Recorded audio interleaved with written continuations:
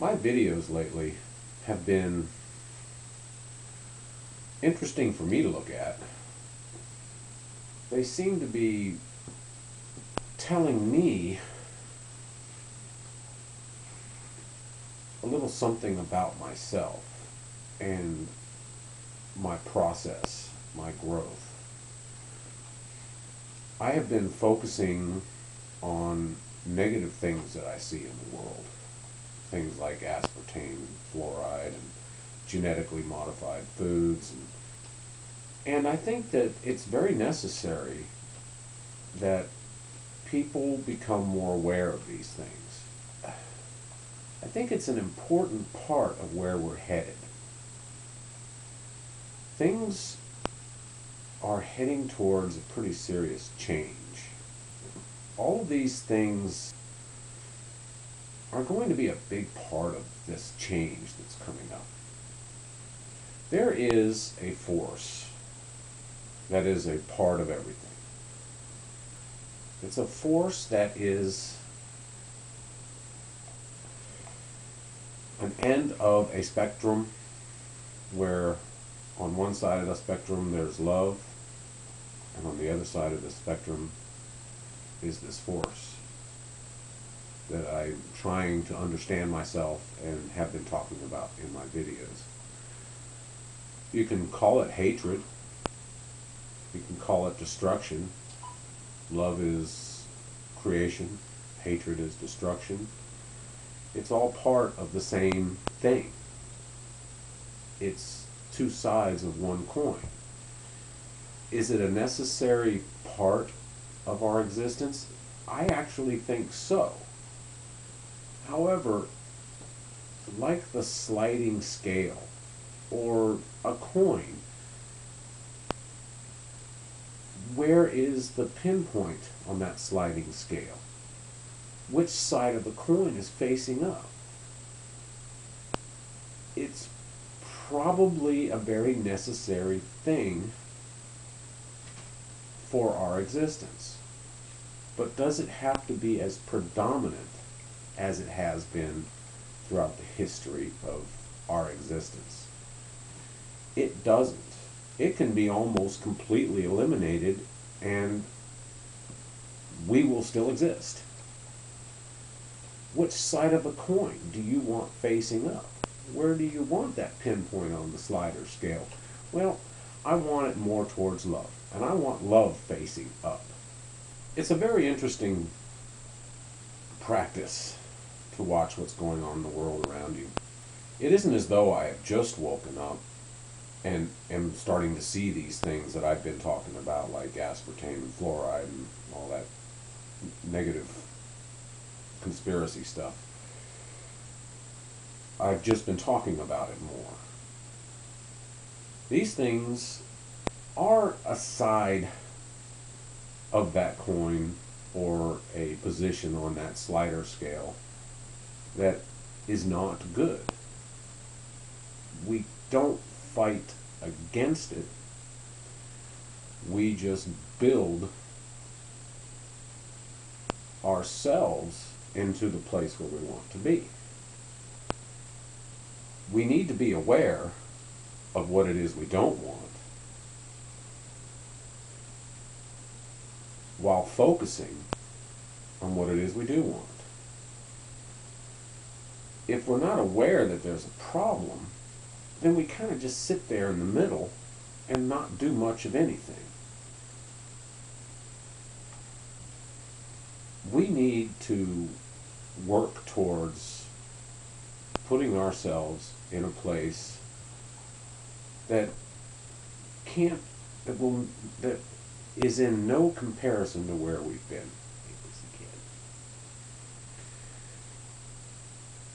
It's hard for anybody to say for sure what people have thought throughout history. We can look at the records and see what we've done, but I really don't think that in history there's been a time where love prevailed. As a matter of fact, even if you just look at history through what is written without having any access to what people were thinking, it really does look like love has not prevailed at all. As a matter of fact, it is hatred and destruction that has prevailed throughout our history. I don't want it like that anymore. I don't know about you guys, but I want to see a change. Look at the news these days. It's a good indicator that perhaps this change is coming. You turn on even CNN or the big network news, any big network news, and what you'll see is people talking about the shame of greed.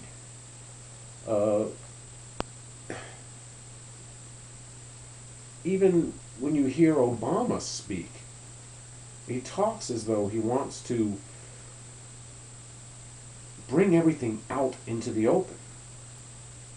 This, I think, is a good thing.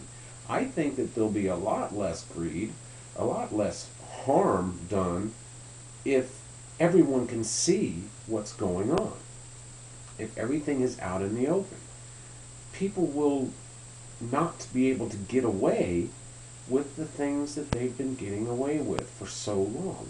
Who are these people? I don't even care anymore. I don't care who they are. I don't care what they're doing. It just doesn't matter to me anymore. They are on their way out, and we are building ourselves into something that is beyond anything we have ever experienced.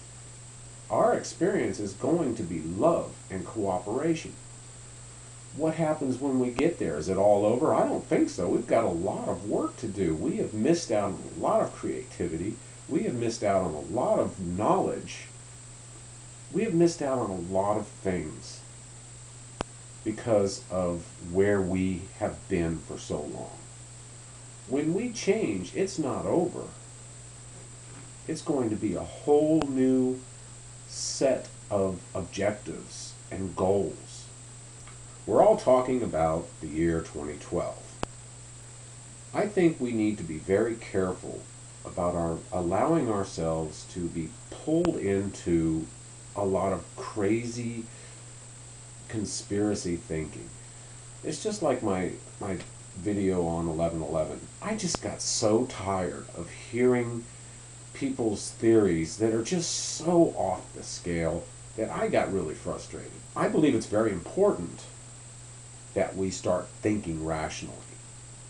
I got a lot of argument on that video about, no, you have to throw out your ration. Get rid of the right brain thinking mentality and open up the left brain thinking mentality. Well, they're kind of part of me, both of them. I need both of them to operate to my highest ability. I think we need to marry these two things. Let's open up our left side of our brain and nurture the right side of our brain too. 2012. What's going to happen? Well, very likely it's going to be just like the turn of the century. You look at conspiracy theories throughout our history, it started from day one. We all thought the world would end in our lifetime, and we've been thinking that since the beginning of time, since the beginning of our presence in time anyway. It's going to be a little different this time. You can see that there are incredible changes happening now. And it is building up to something that's going to happen around that time frame, that position in space and time that we're all calling 2012. But it'll just be a beginning. We will understand more about the truth of what we are. That's where we're headed. That's what's going to happen in 2012. And then the work begins. We need to fix the problems that have been created by our position on that sliding scale and the position of the coin, and bring things up to a higher level. It's going to be a pretty exciting ride. I really think it will be.